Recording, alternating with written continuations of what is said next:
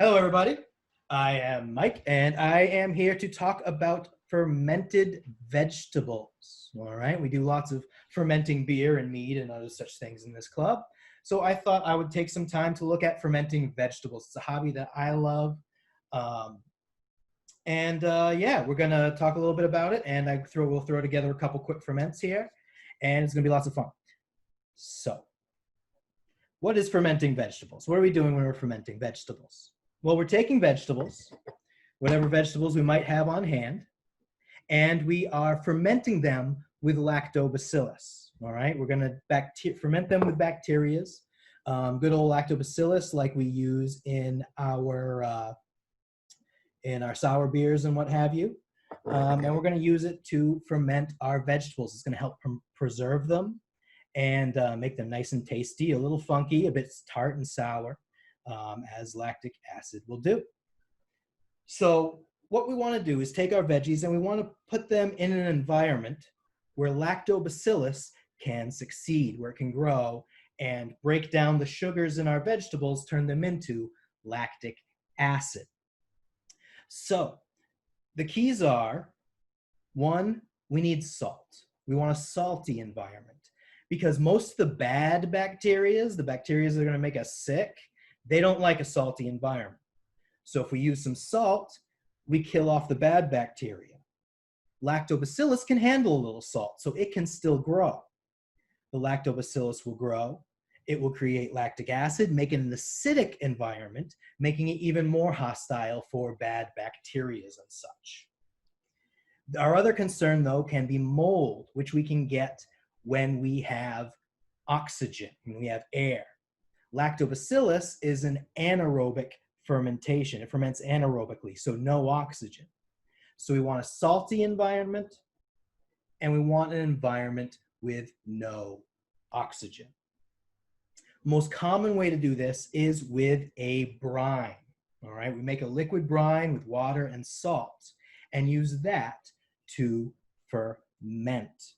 All right, once you've got your vegetables in your brine, you can ferment it for really as long as you want. Some ferments might go for a few days. Some you might leave for a year or so. Yeah. So here's what better way to do it than to take a look. So I've got some shallots here. All right, these are just store-bought shallots that I peeled a little bit earlier, just a couple hours ago. I peeled and rinsed and filled this mason jar with. All right. As terms of a vessel to ferment in, I usually use mason jars. Wide mouth are the best because you got more room to work with. But you can also use ceramic crocks are popular. If I'm doing a big batch of pickles, I might use, I have like gallon or 2 gallon buckets that I use. So whatever works, but I tend to use mason jars. They're my preferred vessel, as they are for lots of folks. So you're gonna make some brine. Here I've got 1.5 liters, 1,500 milliliters of water. Here's where the physics teacher is gonna come out a little bit here. The metric system is your friend here. You're gonna have to calculate your brine, how much salt you're using in your brine, and the metric system makes it much easier, all right? 1 milliliter of water has a mass of just about 1 gram. So we usually wanna use a brine around 3 to 5% of your water. You want that much salt. In terms of mass. A lot of recipes, if you look online, will have things in like measure in teaspoons or whatnot. Use weights instead of volumes for measuring your brine. It's just much more accurate. Different salts might have different densities and such. So you should always use mass instead of volume, weight instead of volume. Again, I'm a physics teacher. Sorry, I'm going to harp about stuff like this. So I have 1,500 milliliters of water here. I want about a 3.5% brine here. So 3.5% of 1,500 grams would be 35, 30, 47 and a half, I believe. So 47 and a half grams of salt.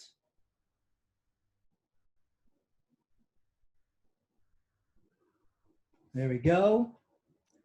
Will give me about a 3.5% brine. So I just put in that and I mix up my brine. We're just mixing the salt and the water. We're getting a nice salty, briny water in here. So I'm gonna stir this up here, get it nice and dissolved in there. All right, now how much brine you make is gonna depend on how much brine you're gonna need. This is a 1 quart jar, so just about 1 liter. All right, but much of that is taken up by the mass of the shallots, and I'm gonna do another one here too. So I've made some extra brine, so I have plenty to use here. So these shallots, we could just ferment them in the salt brine, and they'll probably be pretty tasty. All right. But what I want to do is mix them up a little bit. So I am going to add in a little bit of garlic here. I'm going to add in a little bit of peppercorns, and I'm going to add in some coriander. Just some flavors and spices, because I'm largely probably going to end up snacking on a lot of these shallots. So, put my stuff in here. And while I pour in my brine, I will take a question or two. Alex, you got a question? Yeah. Iodized salt, good or bad? Iodized salt is bad, at least for fermenting. The iodine salts can inhibit the lactobacillus, and so they won't ferment as well. You still can. You can do it with iodized salt, but don't. All right. It won't ferment as well. Yeah, so far I've been using kosher, but I just want to make sure it goes, Yeah, most salts are fine. You want to use non-iodized. This is a non-iodized salt. Okay. It's just regular salts I'm using, but not iodized. Cool, thank you. Similarly, if you're using for water, you want to filter if you use the tap water. Yeah. Similar to, as you brought up last month with IPAs, you don't want the chlorine. You want to get the chlorine out. Yep. Thank you. You answered part of the question about the iodine salt. Is there any other salts that you would recommend for it, or it doesn't really matter? I don't think it matters too much. A bit personal preference. I know some people like sea salt. Some like to use the fancy Himalayan pink salt. I usually just, I just use regular old salt. I just, again, non-iodized. But beyond that, what salt you use is really up to personal preference. It all kind of works, from my experience at least. Okay. Thank you. Hey, Mike, while I'm still unmuted, me and Eddie had a question in the chat. Yep. So the vast majority of people, it seems, uses mason jars. What about plastic? What about plastic? Yeah, maybe using a 5-gallon plastic bucket if you want a big old batch. Yeah. Or even those gallon plastic fermenters. What do you think about the plastic and bacteria? If you're using food safe plastic bucket, it shouldn't matter. Again, when I do bigger batches of pickles like this, I have a food safe plastic 2-gallon bucket that I use.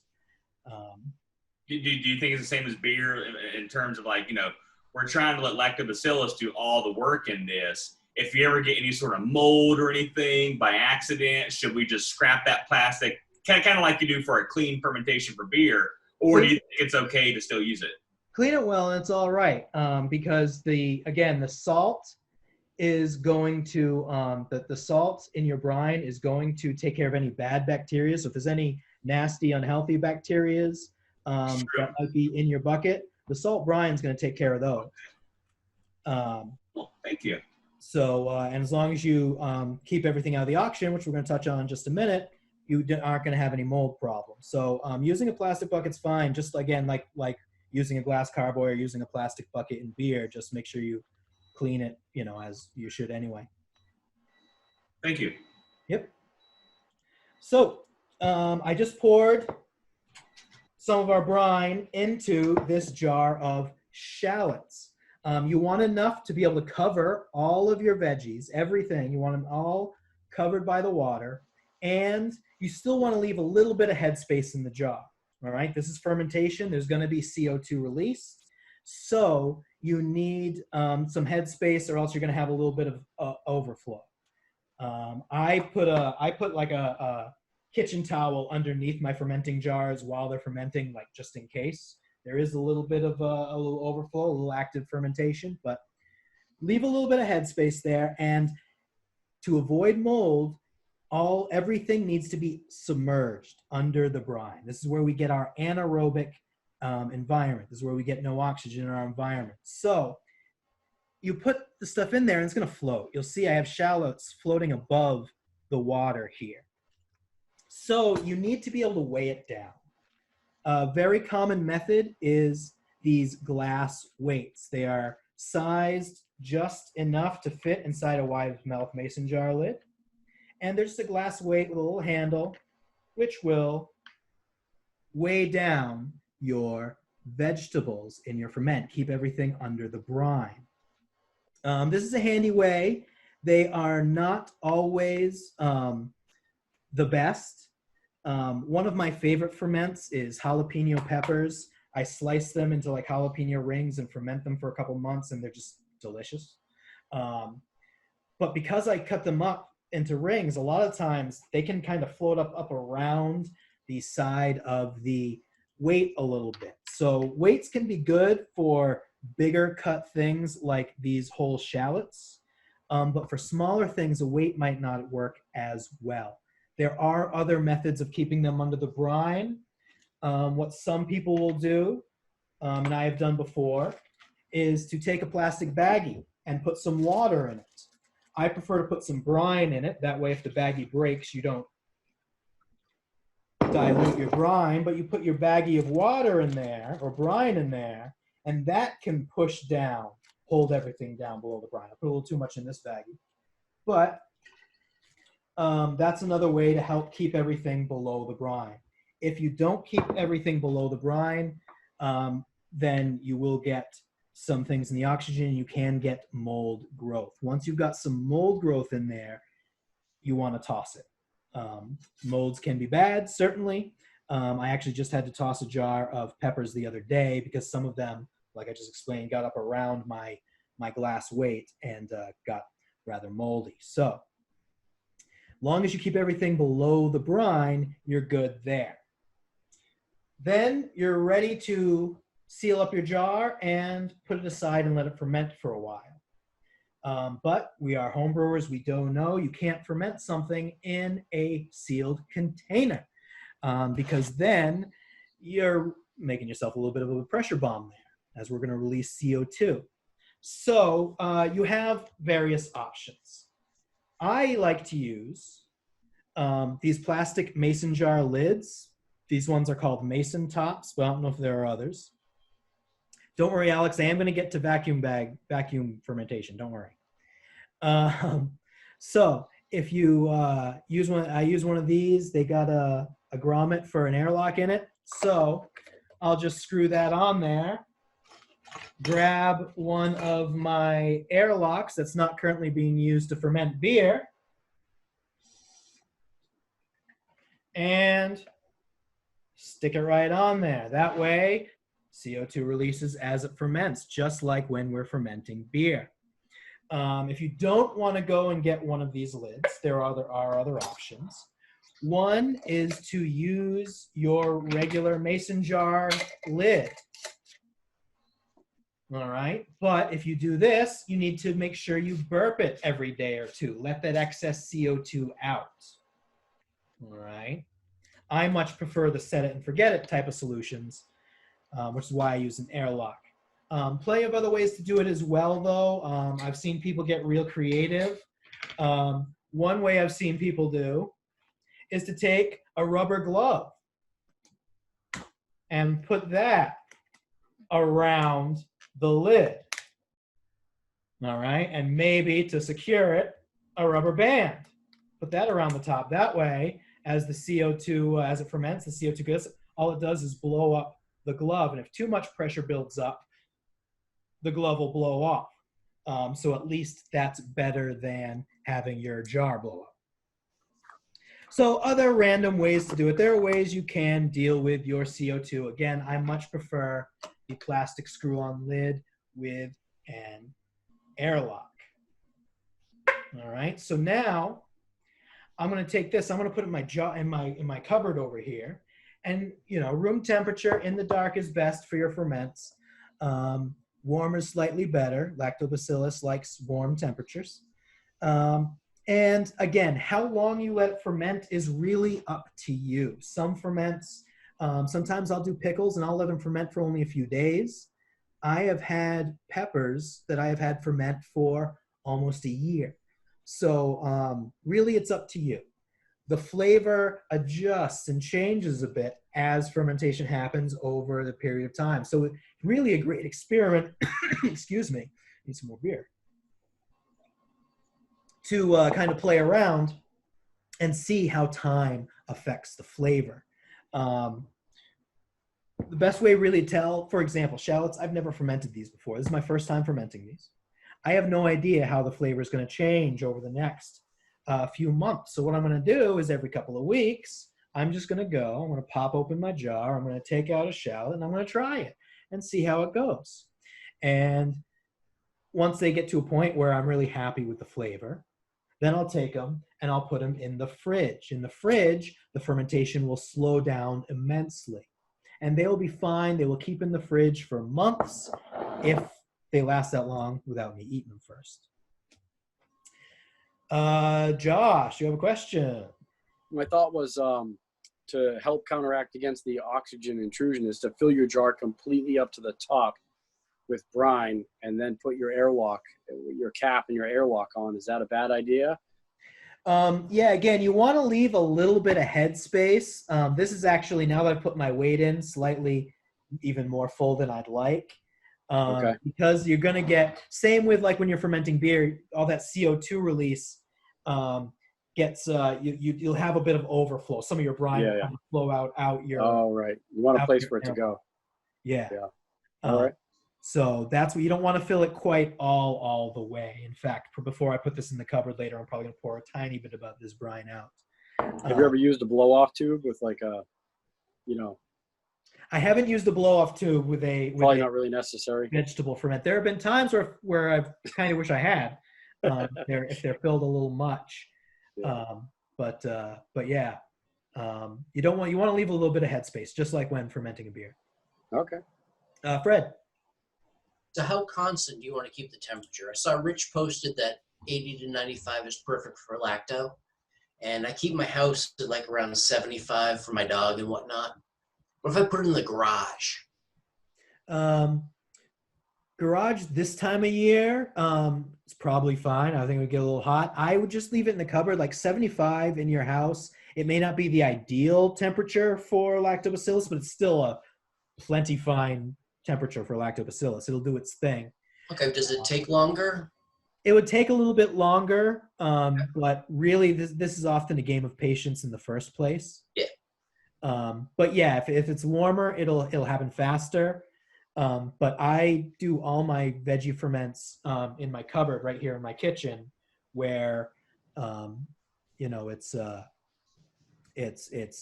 room temperature, high 60s, low 70s most of the time. And they do fine. So cool. Thank you. Rich. I actually had two questions. First, is there any amount of time that you say is too long to ferment your vegetables? Not that I've experienced.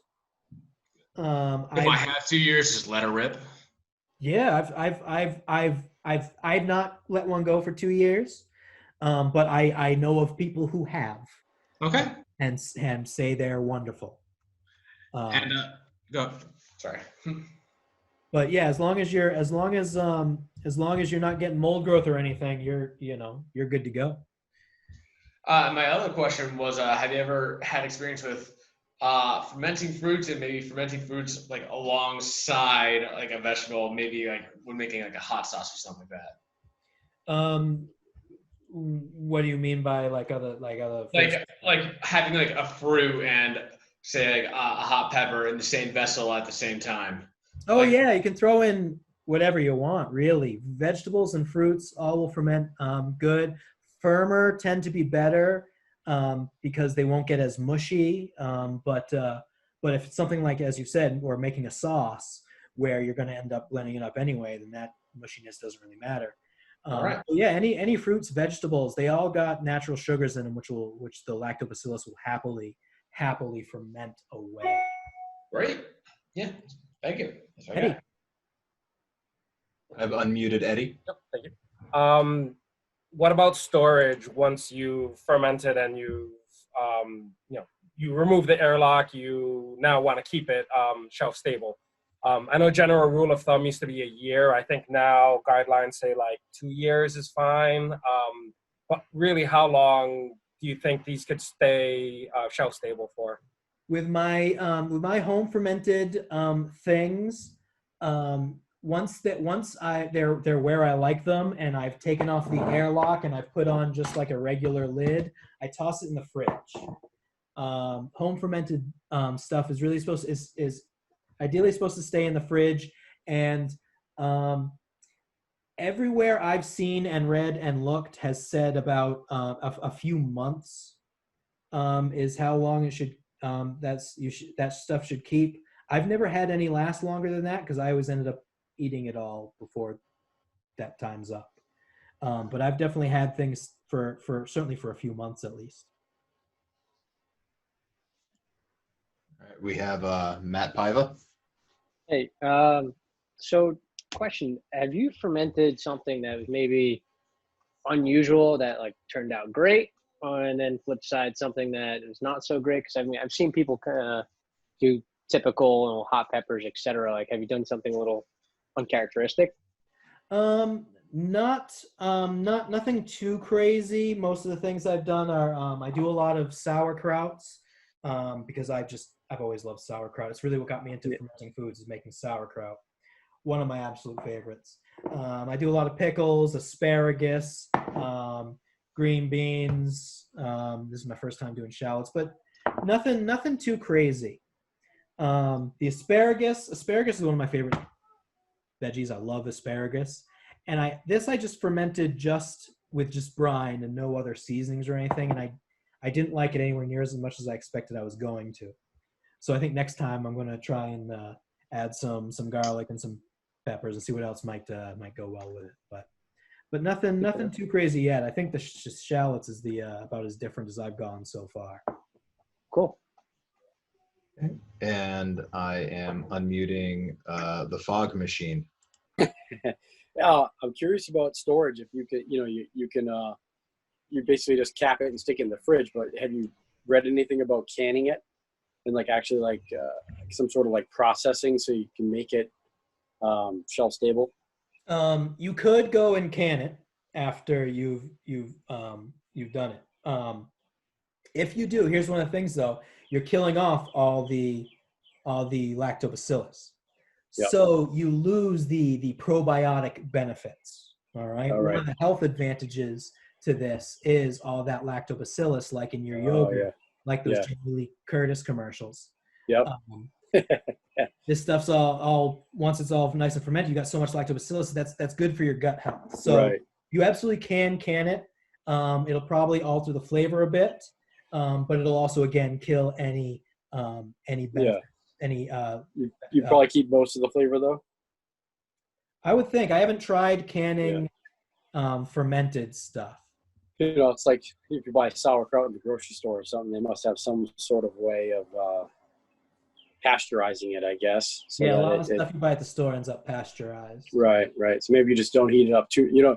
Canning, usually you go up to like a boiling point and actually bring everything up to a high temperature. So maybe it's more like a pasteurization where you can bring it up to like a 160 and just enough to kill it off, but not actually change the ingredients, Alex. Yeah, There we yeah. go, he's So, left. so I guess this is half question, half like personal like preference or whatnot. Mhm. But fermented fruits obviously is the process of fermenting the veggie or whatnot. How would you describe the difference of like pickling versus fermentation? Like, are fermented like veggies also pickled, or is pickling just the act of throwing salt and vinegar in there to preserve it? Like, what's your take on that? I definitely call this pickling. Okay. Pickling to me is using salt and acid to preserve vegetables or what have you. So if you do it like store-bought pickles are generally done with in a vinegar bath. All right, and that's what I tend to think that that's like pickling. Here you're using the lactic acid instead of the acetic acid from the vinegar. Okay. What is proper definition, but either way you're using acid and salt to preserve your fruit or vegetables or what have you. Cool, thanks. So this is kind of your standard. This is how it's traditionally done with fermenting. But another way that's been gaining popularity lately, thanks to the folks at Noma. Have you ever heard of Noma? It's a big-time restaurant over in Denmark, one of the best restaurants in the world, supposedly. And everything they serve has some fermented aspect to it. And one thing they've been doing a lot of fermenting at that restaurant. And one method they have been popularizing is fermenting using a vacuum sealed bag. If you've got like a food saver, I know a number of us use food savers for preserving our hops and what have you. But we also can use them to ferment, because remember, what we need to ferment is salt and no oxygen. Well, if we vacuum seal our ferment in a bag, no oxygen. So we can ferment without needing to make the brine because we can just do it in a vacuum sealed environment. So where did I put my vacuum bag? I had one a minute ago. There we go. Got a vacuum bag, and I've got some green beans that I have taken and rinsed and whatnot. And I'm going to put my green beans into my vacuum seal bag. Now, I weighed these earlier. This is 158 grams of green beans. And when fermenting in a vacuum bag like this, you want about a 2% salt. You want about 2% of the mass of your fermentables in salt. So 158, 2% of that is going to be like just about 3 grams of salt. So since this is only a little bit of green beans, don't need a lot of salt. Just going to pour out 3 grams of salt here. And boom, toss it into my vacuum seal bag along with my vegetables.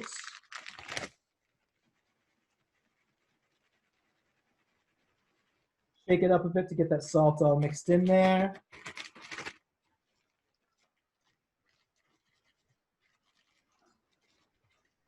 And we vacuum seal our bag.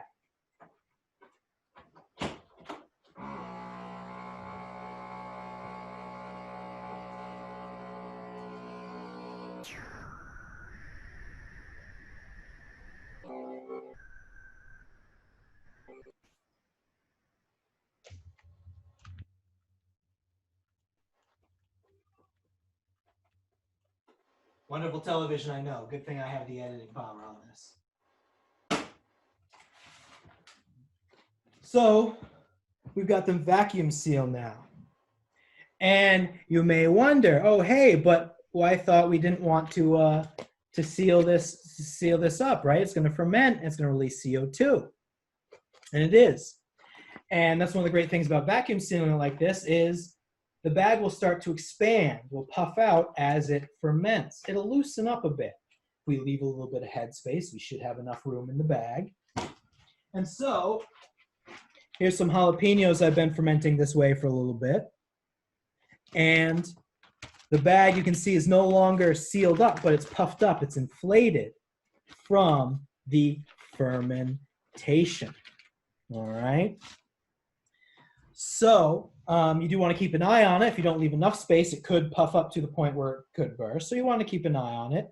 If it does start to puff up too much, you can cut your bag open, let some of that air out, reseal it in your vacuum sealer. But this is a method that's become more popular lately for fermenting veggies. Either method both methods have their pros and cons. With the jar, it's much easier to kind of taste as it ferments because you can just pop it open, take out one, and you go. With the bag, though, you don't have to worry about making the brine. It saves you some time. It's really quick and easy. I mean, you saw it just took me like 1 minute to set up my my veggie fermentation here. So it's real quick in terms of actually doing your prep work. Then I'll just throw this in the cupboard along with this, and these beans will ferment away and make a nice little snack. All right, Eddie, what's up? I was talking about it a little bit with Alex on the chat, but my question was, do you need it to be a vacuum seal, like a vacuum sealer where it sucks out the air, or could you do water submersion, where you put it in the bag, put the bag in water, it pushes out the oxygen, and then you just kind of seal a Ziploc bag at the top? And the reason I ask that is that there's certain things like compressed fruits where you want to put flavor in the fruit, and it's actually the seal that presses it down. You want that pressure of the bag. But if you're just trying to remove oxygen, I like a Ziploc bag, put it in water, remove the air, and then kind of close it. You're at the same point. So right, yeah, that makes sense. I have not tried doing that, and I haven't seen anyone do that specifically as a way to ferment like this with the vacuum sealing. But it's the same thing, right? You're putting it in a plastic bag with no oxygen and the salt. Yeah. Yeah, it should absolutely work. Yes. Okay. Nice. Yep. Josh. Oh, let's see. What was I going to ask? It was, oh yeah. Can you do pickles in a vacuum sealer like that? I have not tried it yet. I am actually rather new to the vacuum seal fermenting. It was actually our good friend Alex who first introduced it to me. Yeah. So I like the ease of it, you know. I'm pretty new to it myself. I'm still just exploring. This one I just did with the green beans here is like the third vacuum bag ferment I've done. It's I'm still new to myself. Cool. So just have to try it. I don't know. I still have some stuff around me here. So after the meeting, I'm probably going to end up doing some green beans with some dill and some garlic, basically some pickled deep green beans, and see how that goes. Sounds good to me. Vacuum bag. So I might have an answer for you in a week or two. All right. So yeah, all sorts of uses once you've got them fermented. I snack on them a lot. I like fermented pickles are one of my favorite snacks in the first place. And so I like to snack on them. They make great. If you just need a little bit of veggie for your side for a dinner, you can just boom, grab some of your ferments out of your cupboard or out of your fridge and throw them on there. Anywhere you use a pickle, because you got that tartness, that sourness, along with the vegetableness, just like you do with the pickle. So anywhere you might use a pickle is a great place to use any other fermented vegetable. Some of these shallots will likely make their way onto some of my burgers in the future. So yeah, I love fermenting vegetables. I love fermenting anything, really. That's why we're here, right? But it makes a great little snack. It's healthy, gut health and all that, the good bacteria. Some sources for some more detailed information on some of this stuff. Sandor Katz has a couple books out. Oh, I've got my screen mirrored, so you're gonna have to read this backwards. This is Wild Fermentation. He's got another book called The Art of Fermentation. But that's some great reading on fermenting foods and vegetables and such. And also a newer one, The Noma Guide to Fermentation. This is where I've been reading up more on the vacuum bag sealing fermentation. This book was done by the head chef at Noma, and has a lot of great information. I've been enjoying this book lately. Josh, you have a question? Let me unmute him. Completely unrelated, Mike, but is that a new tattoo on your forearm? No, none of these are new. Oh, no? Nope, I've had them. Guess I've never seen you with short sleeves. You're muted again, Fog. I actually have a question for you. Yes, Patrick. So, my only fermentation projects have been beer or cider related. So there's always that hyper focus on sanitation, everything. Is that relaxed completely, or is that something that you take into consideration outside of obviously cleaning the vessels and whatnot? And you mentioned that you rinsed your food and the bacteria exists on the plant itself, so it's not all getting washed off when you rinse it. Besides that, is there extra caution that you need to take into consideration with what you're touching or anything like that? Or is the salt solution probably good enough? As with any kitchen work, any cooking, any food preparation, obviously you want everything clean. Clean your jars, clean your work surface, wash your hands, all that good stuff. You don't have to go crazy with the sanitation like we do with beer. I have a Star San bottle handy here in my kitchen, but that's largely because I'm a brewer. I always have Star San around. But I don't really use it. I didn't sanitize this jar first. I just cleaned it well. So you don't have to go quite as crazy. You're intentionally creating an environment where just the bacteria you want to succeeds. So it's not quite as hypervigilant as you have to be with beer. Thank you. Alex? Yeah. So, maybe less for me and more for the audience, but so, you're fermenting some basically pure vegetables, green beans, shallots, asparagus in their pure form. How would you go about making a hot sauce or maybe, a combination of stuff? Yeah. I kind of want to save specific talk on how to do a hot sauce until later, because I know that's a topic that multiple club members have asked about. So I was thinking we'd maybe do something a little bit later, another time on making hot sauce. But from like a fermented hot sauce or what have you, take your ingredients, ferment them. Like this is basically what we've been doing. This is step one. Yeah. Take your hot peppers. Any other ingredients, hot peppers, bell peppers, you might use carrots, you might use garlic, onion, whatever might be going in there, and ferment it. Again, time, how long is up to you. I usually let my peppers for hot sauces go about 2 months usually. And then you're going to process them up, blend them all up, and so on and so forth. But that's a lot more detail that I don't have prepped to talk about tonight. Thank you. But I think that is very much. Really, it's like that simple. Yeah. That's been something that's been asked before, so we might very well do later in the year a hot sauce thing. Well, especially when a lot of people grow their own peppers, and kind of August, September is when all these great peppers are ripe for the picking. So that's perfect. Yeah, that's one of the reasons I was thinking is if we get to the fall, then people who grow their peppers will have fresh peppers to. Yeah. Thank you. So that's largely all I got for y'all on fermented foods or fermented vegetables. You just throw whatever you want in some brine and let it sit for a month, and boom, there you go. That's really all there is. But it's a lot of fun and tasty, and it's great flavor exploration. All right. If anyone else has any more questions, you can pop them up. Otherwise, let's drink.